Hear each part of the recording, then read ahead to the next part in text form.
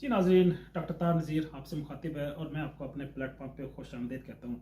नाज़रीन, हमें पता है कि जो कानून है, असूल है या ज़वाबित हैं, जो इंसानी ज़िंदगी में खूबसूरती लाते हैं, इसके 4 मुख्तलिफ दर्जात हैं या इसके 4 मुख्तलिफ कैटेगरीज़ हैं।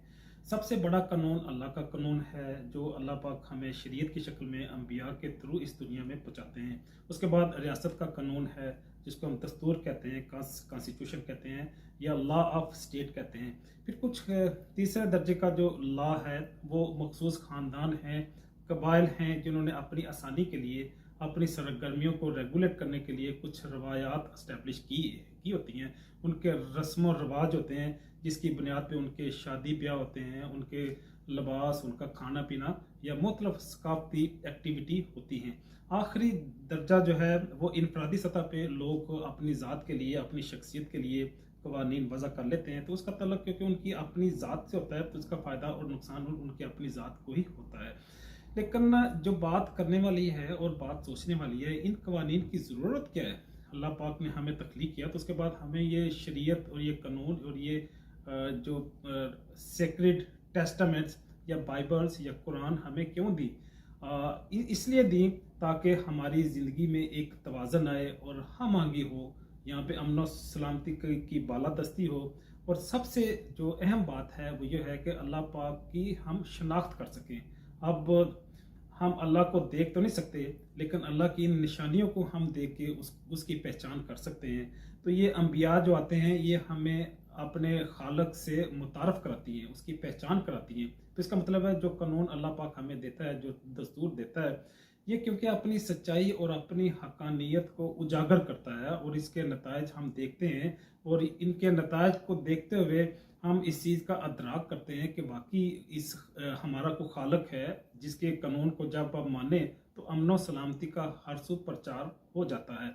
बात को आगे बढ़ाते हुए मैं इसकी अहमियत को बताने की कोशिश करूंगा कि इसकी वैल्यू क्या है। हमने देखा कि जहाँ पे भी इन कवानीन की, अल्लाह के कवानीन की या स्टेट ऑफ लॉ, जिसको हम कानून दस्तूर कह लें, जिसको हम कॉन्स्टिट्यूशन कहते हैं, वहाँ पे जिनकी प्रॉपर इम्प्लीमेंट होती है, वहाँ पे अमन सलामती भी होती है, वहाँ पे अदल इंसाफ भी होता है। बात को आगे बढ़ाऊंगा। हमें मईशत को, सकाफत को, तमदन को, सियासत को, सेहत को, एजुकेशन को रेगुलेट करने के लिए कवानीन की ज़रूरत पड़ती है। और ये कवानीन हम इसी चाहे मज़हब से लें, अकायद से लें, अपने फ़िक्र और नज़रिए से लें, अपने दीन से लें, तो ये हम मुख्तलिफ इसके सोर्सेज को यूज़ करते हुए हम कवानीन तदवीन करते हैं। सबसे बड़ी बात यह है कि इससे इंसानी हकूक़ का तहफ़्फ़ुज़ होता है। इंसानी हकूक़ की जब मैं बात करता हूँ तो वो कौन से इंसानी हकूक़ हैं? हाँ, वो 3 तरह के हमें प्रोटेक्शन मिलनी चाहिए, जो इंसान का, हर दुनिया में आने वाले इंसान का बुनियादी हक है। वो उसकी जान का तहफ़्फ़ुज़ है, उसके माल का तहफ़्फ़ुज़ है और उसकी इज़्ज़त का तहफ़्फ़ुज़ है। ये तहफ़्फ़ुज़ उसे हर सूरत में मैसर होने चाहिए, किसी भी कबीले, किसी भी इलाके, किसी भी मुल्क के अंदर। चादर और चार दीवारी का तहफ़्फ़ुज़ जो माशरे में मैं समझता हूँ कि अमन और सलामती की ज़ामन है। जिस माशरे में, जिस इलाकों में, जिस मुल्क में चादर और चार दीवारी का तहफ़्फ़ुज़ नहीं, वहाँ पे कभी अमन और सलामती आ ही नहीं सकती। बात को आगे बढ़ाऊँगा। जो जो शख्स, जो इंसान अल्लाह के कानून की पासदारी करता है, जो शख्स कुरान की बात को सुनता और मानता है, जो बंदा अल्लाह के नबी का गुलाम बन जाता है, तो फिर वो दुनिया का बेहतरीन इंसान बन जाता है। अल्लाह पाक खुद कहते हैं कि मैं ऐसे शख्स का हाथ बन जाता हूँ, उसकी आंखें बन जाता हूँ, उसके कान बन जाता हूँ। उसकी पूरी एक्टिविटी क्योंकि अल्लाह के अहकामात में डूब जाती है, तो इसलिए वो दुनिया के अंदर बेहतरीन अल्लाह का नुमाइंदा हो जाता है, उसका ईमान कामल होता है। उसकी हर एक्टिविटी खौफ खुदा के गिर्द घूमती है, इसी के ज़ेर असर होती है, तो इसलिए वो बेहतरीन इंसान बन जाता है। अल्लाह के नबी ने भी फरमाया कि मोमिन झूठा नहीं हो सकता और उसके अखलाक कामल हो जाते हैं और वो मोहसिन इंसानियत का बेहतरीन नुमाइंदा बन जाता है। बात को आगे बढ़ाऊंगा। जिस खानदान में असूलों और कवानीन की बालादस्ती हो, जहाँ पे एक दूसरे का एहतराम हो, जिनके कुछ कवायद हों, वो उस खानदान को आगे बढ़ने से, उस खानदान में अमन और सलामती आने में, खुशहाली आने से कोई भी नहीं रोक सकता। ऐसे ख़ानदान खूबसूरत हो जाते हैं, वो बेहतरीन ख़ानदान बन जाते हैं। तो सबसे अच्छा जो ख़ानदान था अल्लाह के नबी का ख़ानदान था, जो दुनिया से जब जाने लगे تو ان کے گھر میں اگرچہ کھانے کے لیے کچھ چیز نہیں تھی، تو آج ہماری تو محفلوں میں صرف کھانے کی باتیں ہوتی ہیں، کیا کھایا ہے، کیا پکایا ہے، کیا پکائیں گے، کس طرح پکتا ہے، یہ ہمارے موضوعات ہوتے ہیں جب ہم اکٹھے ہوتے ہیں۔ لیکن اللہ کے نبی کا دیکھیں، جو دو جہانوں کا سردار ہے، دنیا سے جانے لگے ہیں، تو گھر میں پکانے کے لیے کچھ چیز نہیں تھی، تو حضرت عائشہ رضی اللہ عنہا نے ادھار لے کے گھر میں پکایا۔ لیکن ایسی صورت میں بھی اللہ کے نبی کے گھر میں 7 تلواریں لٹکی ہوئی تھی، تو وہ 7 تلواریں ہمیں ایک پیغام دے رہی ہیں۔ وہ کون سا پیغام ہے؟ وہ حریت کا پیغام ہے، وہ آزادی کا پیغام ہے، وہ دنیا سے لاپرواہی کا پیغام ہے، وہ جہاد کا پیغام ہے۔ تو اس کا مطلب ہے اللہ کے نبی چاہتے ہوئے بھی ہمارے لیے ایک ایسا پیغام چھوڑ گئے کہ جو رہتی دنیا تک قائم رہے گا۔ بات کو آگے بڑھاؤں گا، کیونکہ دولت اور وسائل جو ہیں یہ ہماری امت کا فتنہ ہے۔ ہمارے نبی صلی اللہ علیہ وسلم نے بھی فرمایا ہے، عمر رضی اللہ عنہ کے دور میں جب فتوحات ہوئی، مال غنیمت مدینہ میں اکٹھا ہوا، تو کثیر مال غنیمت کو دیکھ کے حضرت عمر رضی اللہ عنہ رو پڑے، ان کی آنکھوں میں آنسو آ گئے۔ لوگوں نے پوچھا، یا امیر المومنین کیا ہوا؟ انہوں نے کہا کہ مجھے پتہ ہے کہ جس قوم میں دولت آ جاتی ہے وہاں پہ رشتے کمزور ہو جاتے ہیں، لوگوں کی دیواریں اونچی ہو جاتی ہیں، تو ان کا آپس میں احساس ختم ہو جاتا ہے۔ تو اس وجہ سے میں سمجھتا ہوں کہ جو آپس کا تعلق ہے، روایات ہے، احساس ہے، وہ بھی ختم ہوتا ہے۔ بات کو آگے بڑھاؤں گا، جس قوم میں قانون ہو، اصول ہو، ضوابط ہو، وہ قوم دنیا کی امامت کرتی ہے۔ یوں ہی فطرت کا اصول ہے، اور یوں ہی ہم دنیا میں اس چیز کا نظارہ کرتے ہیں۔ اور میں بات کو آگے بڑھاتے ہوئے ورقہ بن نوفل کی بات یہاں پہ کروں گا۔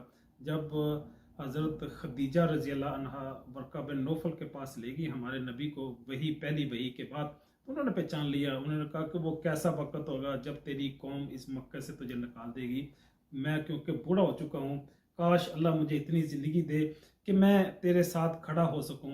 وہ اگرچہ ہجرت کے وقت فوت ہو چکے تھے، لیکن انہوں نے پہچان لیا تھا کہ یہ جو پیغام لے کے آیا ہے، یہ جو حق لے کے آیا ہے، یہ جو قوانین لے کے آیا ہے، یہ جو ضوابط اور دستور لے کے آیا ہے، اس دستور کے نفاذ میں ضرور اسے اس مکہ سے نکالا جائے گا۔ اور مقدس کتابوں میں کیونکہ اس چیز کے شواہد موجود ہیں، تو اس کی بنیاد پہ وہ کیونکہ عیسائی عالم تھے تو انہوں نے یہ بات کر دی۔ آگے بات کروں گا، عمر رضی اللہ عنہ کا دور ہے، ایران سے جنگیں ہو رہی ہیں، ایرانی کمانڈر کہتا ہے کہ عمر میرا کلیجہ نکال کے لے گیا ہے، اس نے بدھوں کو تہذیب دے دی ہے۔ وہ تہذیب کہاں سے آئی ہے؟ وہ تہذیب اسی قرآن سے آئی ہے، وہ تہذیب انہی عقائد، فکر اور نظریات سے آئی ہے۔ تو جن لوگوں میں تہذیب آتی ہے، جن لوگوں میں بہادری آتی ہے، جن لوگوں میں کوئی ڈسپلن آتا ہے، اس کا سورس یہی علم ہوتا ہے، قانون ہوتا ہے، آئین ہوتا ہے، جو اس قوم کو، اس فرد کو، اس شخصیت کو مضبوط سے مضبوط تک بناتا چلا جاتا ہے۔ تو جن قوموں میں، جن خاندان میں، جس اجتماعیت میں یہ قانون نہ ہو، کوئی ڈسپلن نہ ہو، کوئی ضابطہ نہ ہو، تو وہ جنگل ہے، وہاں پہ رہنے والے باسی جانور ہیں، کیونکہ جانوروں کا کوئی اصول نہیں ہوتا، جنگل کا کوئی اصول نہیں ہوتا، وہاں پہ مائٹ از رائٹ چلتا ہے۔ تو جہاں پہ مائٹ از رائٹ ہو، تو وہاں پہ امن و سلامتی بھی نہیں آ سکتی، وہاں پہ عدل و انصاف کی بالادستی بھی نہیں ہو سکتی۔ تو اصل میں جو میں پیغام دینا چاہتا ہوں وہ یہ ہے کہ پاکستان کے اندر بھی جب تک قانون کی بالادستی نہیں ہوگی، جب تک سارے ادارے اسی قانون کے پابند نہیں ہوں گے، وہ عدالت کو جواب دہ نہیں ہوں گے، وہ آئین کی پاسداری نہیں کریں گے، تب تک عدل و انصاف اور امن و سکون کبھی بھی نہیں آئے گا۔ یہ پیغام میں ایک مخصوص ادارے کو دینا چاہتا ہوں جو اپنے آپ کو قانون سے ماورا سمجھتے ہیں، جو کسی پہ بھی چڑھ دوڑتے ہیں، کسی بھی انٹرنیشنل اسٹیبلشمنٹ کو کی بات ماننے پہ آمادہ ہو جاتے ہیں۔ تو انہیں بھی سوچنا چاہیے کہ ہم نے آزادی حاصل کی ہے، ہم آزاد قوم ہیں، اللہ نے ہمیں آزاد بنایا ہے، ہم مسلم سوسائٹی سے تعلق رکھتے ہیں، ہم ایک اللہ اور ایک نبی کے ماننے والے لوگ ہیں۔ ہمارا تو مذہب ہی ہمیں انکار سکھاتا ہے، ہمیں حریت سکھاتا ہے، لا الہ الا اللہ محمد رسول اللہ، کہ ہم دنیا کی ساری جعلی خدائیوں کا انکار کرتے ہیں، ہم آزادی کا نعرہ لگاتے ہیں۔ تو آزادی ہمیں یوں ہی سکھاتی ہے کہ ہمیں اپنی آزادی کا تحفظ کرنا ہے، امن و سلامتی کی بالادستی کرنی ہے، قانون اور آئین کو یہاں پہ امپلیمنٹ کرنا ہے۔ اسی پیغام کے ساتھ ڈاکٹر طاہر نذیر آپ سے اجازت چاہتا ہے۔ ملتے ہیں زندگی کے کسی نئے موڑ میں، نئے علمی عنوان کے ساتھ، تب تک کے لیے اللہ حافظ۔